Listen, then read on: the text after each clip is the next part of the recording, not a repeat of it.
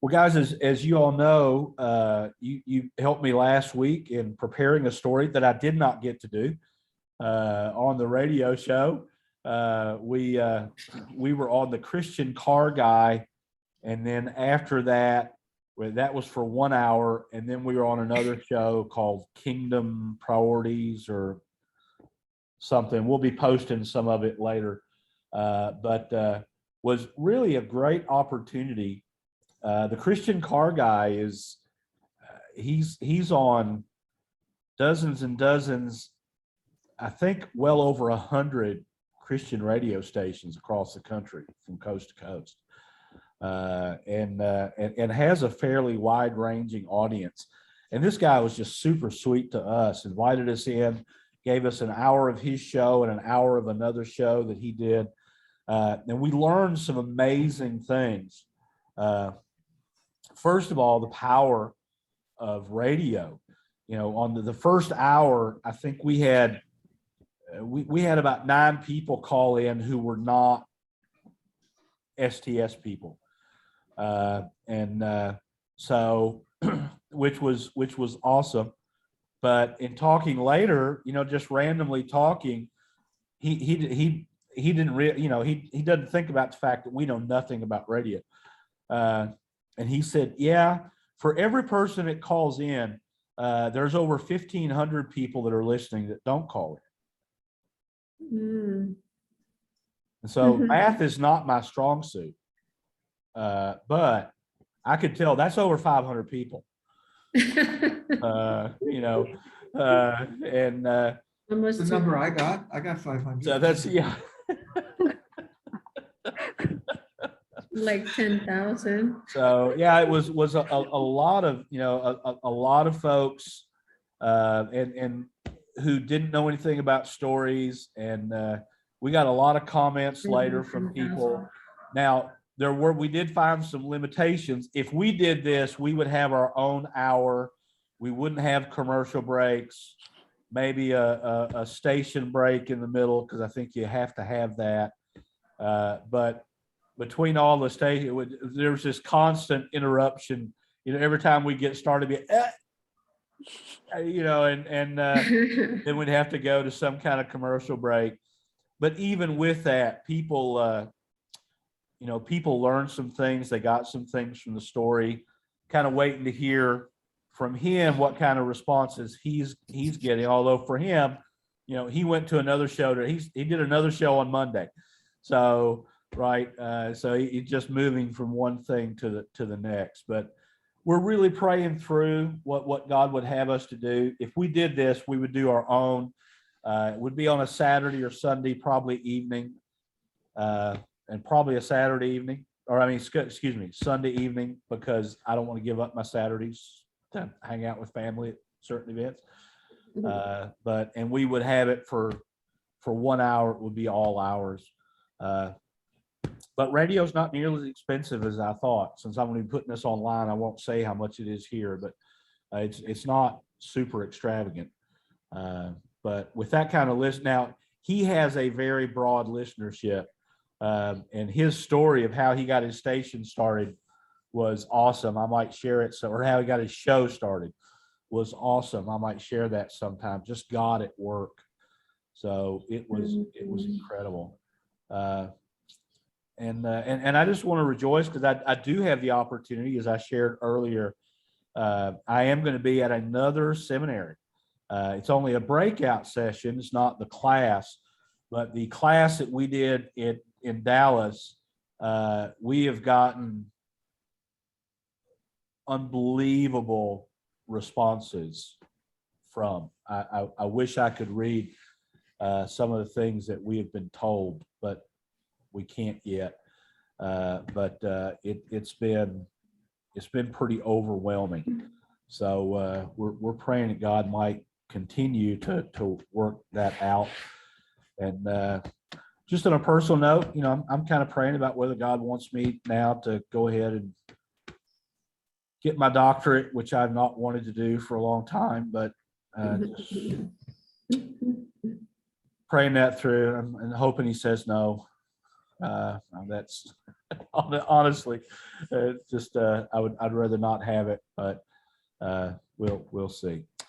But I was disappointed because we had gotten started in the John chapter 12 story, and man, that was quickly becoming one of my favorite stories, which I cannot believe I've never done before. There's just so much there, and we talked about the first part. So I thought today we would just continue to do John chapter 12 and try to get a little further in. Just a couple of things we probably need to know before we talk about it. A denarii is about a day's wages, give or take, right? We don't know exactly. I always love it when Bible, when preachers say, this is how much that was worth. Yeah, we really don't know. It's, they didn't have a stock exchange that they put, they put values on, and even if they had, we wouldn't know exactly what it meant. But from what we can tell, it was about a day's wages. And before this, pretty much all of us know the Martha Mary story, but several who listen or watch this later might not. There is another story that preceded this where Martha invited Jesus and the disciples, at least some of the disciples, into her house. And while he was there, she served him, but Mary sat at his feet and listened to him teach. And Martha just kind of freaked out, and was telling Jesus to tell Mary to come and help her. And Jesus like, nope, she's chosen the good part, not taking it away from her. And and just prior to this story, Jesus has raised Lazarus from the dead. And even prior to doing that, we're told specifically, Jesus loved Martha, Mary, and Lazarus. So, I mean, that is, and an interesting study would be to find out who else specifically, the Gospels were told that Jesus loved. I hadn't thought about that till just now, or I would have tried to find it earlier, but I just thought that was interesting, an interesting little tidbit there. But that leads us to our story. So 6 days before the Passover, Jesus came into Bethany where Lazarus was, who Jesus had raised from the dead. And they had a supper there for Jesus. And Martha was serving. Lazarus was reclining at the table next to Jesus. And Mary, she took a flask of pure, expensive perfume made of nard, and she poured it over his feet and then wiped his feet with her hair. And the fragrance of the perfume spread throughout the house. Now, Judas Iscariot was watching this, and he said, hey, why wasn't this sold for 300 denarii and the money taken and given to the poor? Now, he didn't say this because he cared about the poor. He was a thief, and he kept the money back, and he would take money. Whoops. Give me just a second. Froze up. There we go. I'm back. And he would take money from the money bank. And Jesus said, leave her alone, because she has saved this for the day of my burial. Well, a great crowd of Jews heard that Jesus was in the house, and they came to see Jesus and Lazarus, whom Jesus had raised from the dead. Now, the chief priest, they had decided to kill Lazarus as well, because it was on account of Lazarus that many of the Jews were leaving them and following Jesus. And there's our story from God's word. So do you remember how many days it was before the Passover? Get you guys a reason. It was 6 days before the Passover. They were at Bethany, and they were having a what for Jesus? Party? Yeah, they're having a party for they were Dinner? Bethany, where Lazarus was, who Jesus had raised from the dead. So they were having a party for Jesus, a supper for Jesus. And do you remember who was serving? Martha. Martha. Yeah, Martha was serving. Do you remember what Lazarus was doing? Reclining next to Jesus. Yeah, reclining at the table next to Jesus. And that leads us to the third main character in the first part. Mary. Yeah, who's Mary? And what did she do? She had a Some very expensive perfume. made of Mhm. Yeah. nard. She had And, 12 ounces of very expensive, pure perfume of nard. And what did she do with it? You remember? She She poured it poured at it. Jesus' feet. Over Jesus' feet. And then, Wipe Dried it. it with her hair. yeah, and And the whole room was filled with the yes. fragrance. yeah, the whole house was filled with the fragrance. And Judas Iscariot said, wow, what an act of worship. That would have been nice. Man was misunderstood by his contemporaries. Yeah. What was he? And we're told something about him even before he speaks. He was I think yeah, he was a thief, and he was getting ready. I think I forgot this part. He was getting ready to betray Jesus. oh, I think I left that part out. mhm. And what was it he said about this sacrifice that Mary made? Why wasn't it sold for money to give into the poor? 300? 300 Yeah, 300 denarius to give it to the poor. and the money given to the poor. And did he care about the poor? No, John said no. Yeah. Yeah, he didn't care about the poor, but he was what was it he kept? He The kept money money bag. the money Many back, investments, some of his investments didn't turn out right. It Yeah, would what take was he out of it. doing? He taking would money take from stuff it. out of Yeah, it. taking money from it. And a large crowd of Jews, they heard something. You remember what it was? That Jesus was there Yeah, that Jesus was there, and they came to see Jesus and Lazarus. And Lazarus, who and he raised from the Lazarus, dead. whom He raised Jesus from He the had raised dead. raised yeah, from who the dead. Jesus had raised from the dead. And the chief priest, this is one of those little obscure facts, right? That it's easy to miss. The chief priest, they made a decision. You To remember what it kill was? Lazarus. To kill Lazarus. Yeah, to kill Lazarus, because Many have left them to follow Jesus on his account. yeah, many people had left them to follow after Jesus because of Lazarus's resurrection.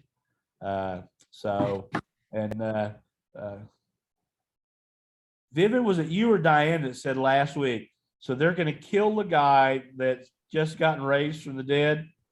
Diane said that. Yeah, I was like, wow, yeah, that's a little. You maybe not, maybe haven't thought that one through real well. So Jesus will raise him again. I So- didn't have too much success with that one, yeah. we covered the first part of this story last week. So I want to start with Judas Iscariot. So what might it be like to be Judas, and you're sitting there and you see 300 denarius, right? So you remember what it was we said about a denarius in the introduction? No, day's wage. A day's wages. So almost 1 year. 4/5 of a year's salary, Good math. right? So it would be like me taking a new Ford F-150 out in the front yard and torching it to say I'm offering this as a sacrifice to the Lord. What is it? A Ford F-150 pickup truck. Oh, You you make that much a year? The average salary in America is about $36,000 a year. So is according to what Google said. Low. Mm, So, but I mean, just think, so you figure around 30 grand just poured out on the floor and on Jesus' feet. So what do you think it might have been like to be Judas Iscariot? And you've already got a little problem with money from we see from the story, and you see that much waste taking place at one time that you could have used for something. I mean, what might that have been like emotionally for Judas? frustrating. Frustrating. Yeah. Justification for what he's about to do. Oh, yeah. He's going to get 30 of those denarii back. Maybe jealousy of Jesus that was given to him like that. Oh, okay. All right. Sam, you look like you're thinking something. Am I? There's going to be a wee bit of disappointment and shock. All that waste that I Yeah. could have had Mhm. great use of or great fun with. Yeah, you can only, I just imagine him in his mind going, "Oh, here's what I could have done with that, and here's what I could have done with that." Thinking through those things. So, well, let's look at that part of the story. So, when Judas Iscariot, who was going to betray him, who was a thief, saw this, he said, "Why wasn't this sold for 300 denarii and the money given to the poor?" He said this not because he cared about the poor, but because he kept the money bag and he was taking from it. And Jesus said, "Leave her alone, because she has kept this for the day of my burial." And we'll just kind of stop there. So it's really interesting. This is the only place in Scripture that is recorded the mindset of Judas as far as his betraying Jesus. So what do we learn about Judas from his reaction here? I mean, what do you see about him as a person? Hypocrite. Okay, hypocrite. Elaborate on that a little bit. How do you see him being a hypocrite? Like John saying, like, but he's actually not caring about the poor, but then he wanted to present it as like, oh, this should be so much more practical if we give this to the poor. So it's just a big huge fake. Okay. Mhm. Yeah, Andrew. To be an antisocial person. One of the reasons is that he speaks out in a, there's a philosophical dissonance in what he says, because it's not the time for that. There's a fallacy here, a philosophical fallacy, because the ointment's not sold yet. So it's actually worthless until it's sold. I think another real interesting thing is who's going to buy it?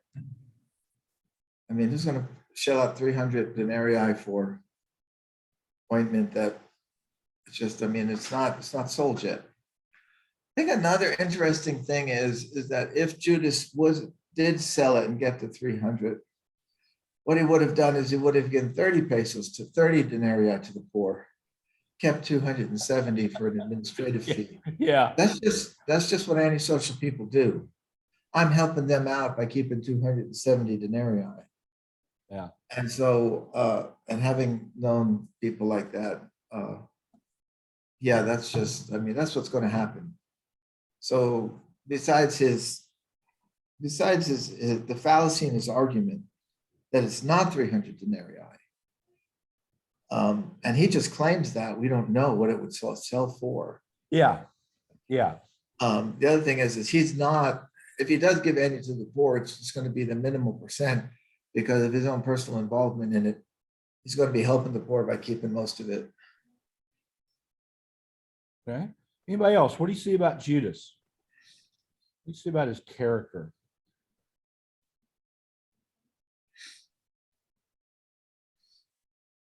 I think he is very upset about Jesus for a long time, and finally he cannot hide anymore. He wants to say something. Oh, okay. Yeah, I find it interesting. It's his only time saying something, right, in the Bible. Yes. Yeah. Mhm. Kind of tired of following Jesus, doing things that he doesn't want. Just, Mhm. Yeah, you have one shot to get recorded for all of history in the Bible. And this is what you choose.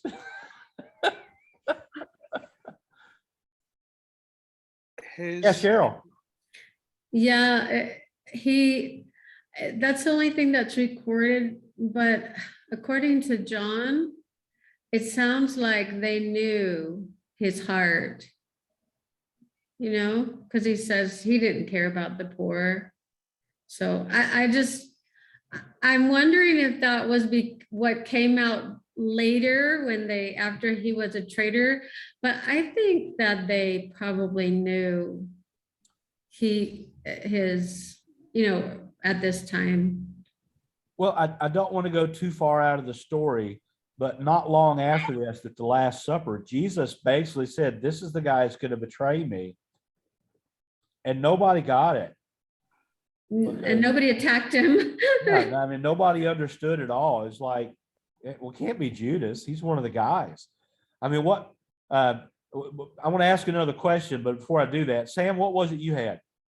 It just thinking, Judas's focus is on physical things, on money, on this this ointment that's got trashed, and Jesus really doesn't care about the physical things because he's happy to let Judas handle the money. Yeah. And we'd be a wee bit different today with the Judas handling our money. So yeah. Yeah, well, you both of you mentioned, Cheryl, you mentioned that they probably knew, and Sam, you're talking about the handle of money. If you had suspicions about somebody, is that the person that you would typically trust with your money? If you're like, man, I'm not sure about this guy. Yeah, that's true. So they must have not known. So, it does seem like there was at least some level of trust. And, Andrew, you mentioned we don't know exactly how much this is worth, but we are told, I mean, just based on what Judas says, it's obvious it's worth a lot, right? So It what has a might we great learn value. about Mary that, I mean, somehow she has had this valuable commodity, right? Because it was a commodity. And it has been sitting there. Mhm. So what might we learn about her from the fact that, she has had this valuable possession? Because honestly, I'm trying to think, I don't have a year's wages sitting around anywhere, Mhm. sitting on a shelf. I've checked all the shelves in my house. Yeah, if you had a $30,000 coin, you'd probably sell it. I mean, I know I would. I think something that you can see about this is that she recognized the difference between cost and value. Oh, okay. Okay, well, here's something that costs 30,000 denarii. Can it be sold for 30,000? Who's going to give 30,000 denarii? Who has 30,000 denarii? Most people have their money tied up in investments. Okay, so the value of this may be great, but the cost of it and the value of it are not exactly the same here. So when she takes that 30,000 pesos or dollars worth of ointment, she's going to put a greater value on it in what she does. She's going to take its cost and forget the cost and invest the value of it into something that's eternal. It's kind of like, what good is Bitcoin? Because it doesn't really exist. Okay. Yeah. And so here's something that has a great cost to it, but you can't sell it. No one's gonna buy it. Not gonna buy your house or anything. So Yeah. she's gonna take that and do something with it that actually shows what its value is, I think. Cheryl? I was gonna say that maybe it was something she had inherited, or I don't know, I kind of think maybe it's something in their family. I mean, I don't know what she could have done to have bought it. I, but if it was something like that, I just think it's interesting. This is kind of not your question, but kind of interesting that Martha and Lazarus didn't react. They were just kind of their silence seems like a very supportive to what she did with it. Wow. Yeah, I hadn't even thought about that. Well, what do the rest of you think about that? That's an interesting observation. Especially that Martha didn't speak up. So we already know she's not shy, Right. right?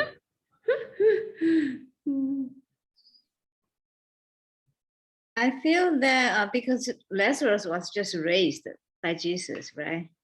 And so they really want to show gratefulness. So that's why Martha didn't say anything. Yeah. Yeah, and I just have a question for all of us. When you Martha, Mary, Lazarus, right? How do you picture them in your mind when you hear them? So what they poor, middle class? You know, what do you see? They worked their way up to the upper class through hard work, because Martha's a hard worker and Mary kind of just enjoyed the benefit of that. She's younger. Lazarus made the investments that got him the property and the vineyard and the olive yard and everything else. So I don't know. That's why I look. What do the rest of you think? I'm just curious. Middle class. Middle class? Yeah, and I hadn't thought about it till this story. The tomb that Lazarus was in was big enough that they had to roll away the stone and he could come out. So that's not a poor man's tomb. Until I had this story, I'd always pictured them honestly as, just a little one-room kind of hut, typical houses I saw in Capernaum.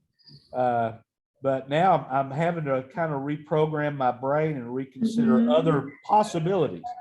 I'm not married to any of these theories, but the fact that they were hosting a supper,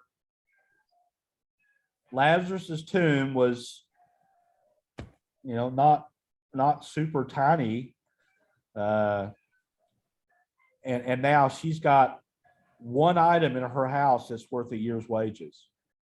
All that's just kind of interesting. Well, in the Martha Mary story, who was it that defended Mary? Jesus did. What do we see him doing here? Defending her. What do we learn about the disciples from what they said? They didn't say anything. Did they defend her? No, they joined Judah, right? Talking about, wow, what a waste. Well, yeah, we do know from from some other accounts that they didn't get it either. But I do find it interesting. The only person, we talked a little bit about the fact that Martha and Lazarus didn't jump in, but what did we learn about Jesus from what he says here? He has done a good work on me. Y'all will always have the poor. So Jesus doesn't care about the poor.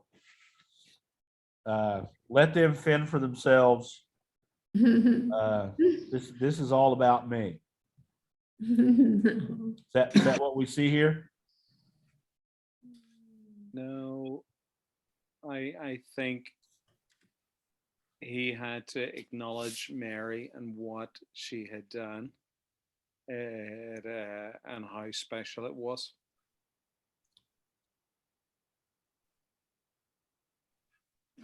You know, the kingdom of God is an extremely wealthy kingdom. And so material things in the kingdom are meant to be used. They're just not meant to sit around. The guy that buried his denarii didn't do too well in the long Yeah. run. So if you have something material in the kingdom and it can be used to glorify God, it should be used for that. And I think that's the lesson that Jesus is trying to teach his disciples. You're always going to have problems that you can't handle, but you're not always going to have a chance to glorify me. So if you have a chance to glorify me, what other people might consider a waste, taking my car and putting 20 people in it, 3 of them throw up, and I have to take that and spend $300 to fix it, but God was glorified through it. Okay, it's not a bad thing. It's a very good thing. Someone who might have made a good doctor, lawyer, Indian chief going off to ministry, that's a good thing, because the kingdom is extremely wealthy and the material things in the kingdom need to be used, I think. Well, you know, we saw in here that, you know, basically Judas said this is a waste, and yet Jesus said it's an investment for something that's greater, right? I mean, that's kind of what, those are my words to some of what we talked about. Today, are there still things that, you know, that are done for the kingdom that people go, well, that's a total waste? I mean, does that still happen?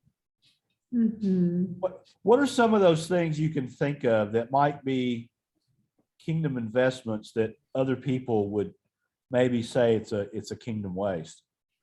Well, a missionary trip, taking 20 or 30 young people out to the mission field, it's going to cost $1,000 a piece. That's $30,000 that could have been given straight to the missionary. And some missionaries might think that's a waste. I'm not one of them. Yeah. A missionary driving a Mercedes estate car. Another missionary might have thought you're doing well in the missionary business, and then you find out it's a 10-year-old car and it's the best car for the road there, and the guy'd saved for 6 years to buy the car. Nothing like humbling myself. Yeah, you know, that's a great example of people that you know, get equipment, and it might go, why would you need that? And yet God provides. You know, I hadn't thought until this moment, about 2 months before COVID hit, I have pretty much every technical video gadget you could have. I am a gadget guy. And about 2 months before COVID, I felt the Lord leading me to upgrade my computer and upgrade my video equipment. I was like, yeah, That's a Lord. great tech gadget he has. To get rid of your gadgets? Well, I was kind Great of like, gadget. But while he's frozen up, I'm going to tell you all a story. oh, yeah. Let me see here. I'm still frozen. There we go. Okay, sorry about that. That's my internet here at the house. We have never had trouble with my internet, and in the last 3 weeks, we've had all kind of major problems. But I really took that to the Lord, because I was going, Lord, I could easily see me convincing myself that I needed to upgrade, you know, equipment, because it's not hard for me to want to do that. And so I need to know this is from you. And I just shared it in my prayer. And on tomorrow morning, Thursday morning, I meet with a group of guys that I met with for over 17 years, accountability and prayer. And I just shared with them. I shared my heart. I said, hey, you know, I felt this leading, but I don't know if it's me or if it's of the Lord. So I appreciate y'all praying that I get this right. And one of the guys goes, so what are you thinking about for a computer? And I told him honestly what I was going to upgrade to, which was not cheap. And he goes, oh, go out and get it today. I'll get it for you. Well, our church will get that. We've been wanting to invest in your ministry. We'll get that for you. And so when I got done, I called a buddy of mine who I do stuff with, and I'm calling him to go, man, you're not going to believe what happened. This is unbelievable. I said, you know, so here almost half the stuff is taken care of. And I didn't even ask anybody to pray about getting it. I just prayed about wisdom of whether or not I was supposed to do that. And he goes, oh, well, we'll give you the money for the video stuff. And I was going, oh, okay. Yeah, that must be God. That's not me manipulating anything. That's a God thing. 2 months later, COVID hit. My church and several other ministries used all my equipment to do the video stuff we used for the first 6 months. You know, and then we also used it for a lot of SDS stuff as well. And now I have 200 videos on YouTube in that length of time. And I'm the one who initially was going, yeah, this is extravagant. This is not what I need to do. I can convince myself this is what I need. But, you know, sometimes God's just got a different plan, doesn't he? It even if it doesn't make sense to us. Right? So, yeah, Andrew. When you got frozen, I started telling them a missionary story. So I'd like to keep it. Yeah. So yeah. we took a group of young people into a village in our 15-passenger van. So that meant we had like 40 people in the van. Mexico, right? And I had never met a Mexican that gets car sick until that trip. And there were at least 2 that had lost everything inside the van. And I said, what's that smell? I know that smell. I mean, I know the smell of vomit, right? Because I've done it enough. So I get to where we're going and we let everybody out. And sure enough, there were 2 girls, I think, that had lost everything. And that's such an embarrassing thing to do, to throw up. It's so humiliating to you personally. And so I was not going to scold them or anything. And I think we threw some water in the van and washed it out. And I said and I didn't even try to find out who did it. I think everybody knows who did it, right? And so I said, well, look, if anybody is getting sick or anything, tell me, I'll stop and pull over. We can wait, you know, until you're feeling better, so we can keep going. So you should never get upset about a thing that happens to be used in the wrong way. But, you know, Andrew, you mentioned the whole mission thing. I mean, there's, I hear all the time, mission trips are a waste. No, they're not. Just send that money. Send the money. No, don't do that. And yet, my wife and I are involved in what we're involved in because of our first trip to Haiti. There you go. I think mission trips do a lot. One thing is the investment that it gives to the missionary and encouragement. You know, there's a short-term mission trip in the Bible where a group goes to see Paul and travel with him for 2 weeks or whatever. And it's just the encouragement to the missionary, because you know, if God wants you to have that money, he's not limited by that trip. Yeah. The kingdom is extremely wealthy. It's beyond compare. Another thing I think that you can see is that Paul does a short-term mission trip to bring money to people in trouble. Okay, and so what is the purpose of a short-term mission trip? Encourage the missionary, encourage the local church, and give out shirts and clothes and food to the poor, basically. Yeah. And it's fantastic, and it does things that for the people that come and for the missionary in the place that just can't be compared to. So yeah, and I used to think just send the money, but no, after our first people that visited us personally, I said, oh, you guys come whenever you want, you know, spend $100,000 if you want coming, because it's worth it. It's worth it to the kingdom. Yeah. Yeah, Sam?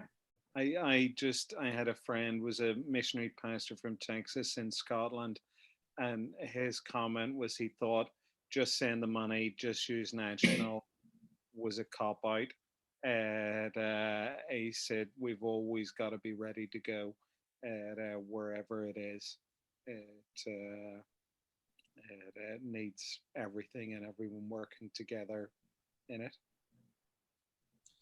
Yeah, I totally agree. And yet I've heard personally, especially some of the more traditional churches I've been at, I've lost count of the number of people who have told me, we don't need to send people over there, just send money and let them take care of it. And I'm like, yeah, but if you send folks over and let God get a hold of their hearts, then, you know, I mean, goodness gracious, my wife and I, we totally changed our giving patterns once we'd been someplace and saw a need, right?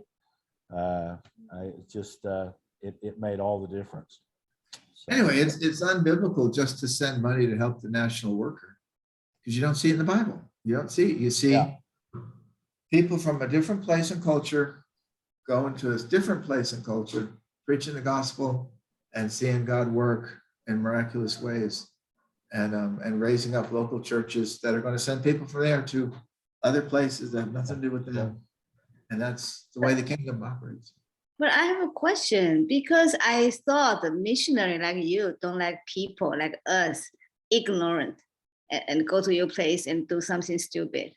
So right? It's fine, it's fine. Going to help One of the people. reasons it's fine, Flora, one of the reasons it's fine is that everybody here expects you to be stupid. They expect, if a bunch of people come from the other parts of the world and they're loud and obnoxious and tip like they shouldn't tip and help to give people things they shouldn't give, everybody expects you to do that. Nobody cares. Nobody gets offended at it. It's really crazy. It's not like America. yeah, Sam. In saying that though, that missionary pastor friend in Scotland, he had teams that he decided, no, we'll not be having them coming again, and because they weren't humble in what they did. I think of what it came down to. A lot of stuff would have been forgiven if it was done in humility. Yes. As it was, he wanted to be more discerning in who he let come visit and do anything in his city. But it not connected with that. I was working with a guy on Saturday. It was lovely, new missionary. Someone told me he's on the fringes of his mission. He's not. But coming out of their Bible college, they asked him, what do you have a vision for? And his vision was a 40-foot lorry used for evangelism, fully kitted out. And I'm looking at this thing and going, this is amazing. And I've friends have done it with beat up old homemade stuff. This is like, $250,000, and you don't yet know how you're going to use it all, but best of everything. And I thought it's beautiful. For doing Andrew, you'd love it to go into villages. Yeah. It was lovely to see. What is it? A 40-foot what? Trailer. Truck, lorry, what do you call them? Semi Semi-truck. Semi-truck. The whole back of it set out kind of like an exhibition thing, but with built-in speakers, wireless microphones, so you can preach from the back of it, and loudspeakers. It was amazing. I mean, the speakers controlled by an iPad that he could walk around with. Generator, like 7 kilowatt generator stuck in the back of it. But yeah, just a totally different level. So lovely to see. Yeah, I can see Andrew's mouth watering, but then on your very first trip, the cartels would see that and go, "Ooh, I need that." Yeah, I did. It wouldn't last long in Mexico. But what Flora said is very true. If people come with humility, like Sam said, doesn't matter how stupid they are, if people know what humility is. When they do something that's completely wrong, and the next day you tell them, we don't usually do it that way, and then they start to cry and want to make peace. And And they still do the same thing 30 times, but they're doing it in such a humble way. The whole village is blessed and changed by it. So yeah, it's a great thing. And along those lines, Flora, a lot of that is whatever group is doing the sending. You also need to be doing training before you go, and talk to the missions group beforehand. Seriously, Locked up again. unbelievable. Talk to the missions group beforehand about their expectations, Right. so that you can, so that you can meet their needs. We've got a group that we work with, and they had a team come in from the States that was bound and determined to build an outdoor pavilion. Well, they didn't need an outdoor pavilion, but the group was determined to build it anyway. So they built it. The next group that came in, they had them take down the outdoor pavilion and use the materials for something that they needed. Right? But that's that prideful thing that groups in the States come in. We know what you need, Yeah. but that's just the dumbest thing ever. One of the coolest groups I worked with in Ireland was a team from a church, and there were teachers, there were musicians, there were, I can't remember what else in the group, and going around doing schools with them. I mean, these guys were professional teachers, professional musicians. It was amazing just to say, it's like, I don't need to do much here. I just let them do it. That's awesome. It's, But may their tribe increase. absolutely. Well, Absolutely. this story is in John chapter 12. I think it's the first 11 verses. I'm going to go through this story again. This is just, I've become very intrigued with this passage. So there's just so much there, and we didn't even get to Lazarus as a walking example of of Jesus's power, which is what all of us are supposed to be, right? Well, thank you very much, guys. Hey, Sam, if you get a chance, if you have internet anywhere, just post on the message board, and I'll try to get prayer requests, things out as there are opportunities for us to pray for you. Well done. Thank you. So, Andrew, maybe we can talk about doing a training in Mexico sometime. Okay, let's turn that recording off. So Maybe doing an advanced, when we figure out how to do that recording.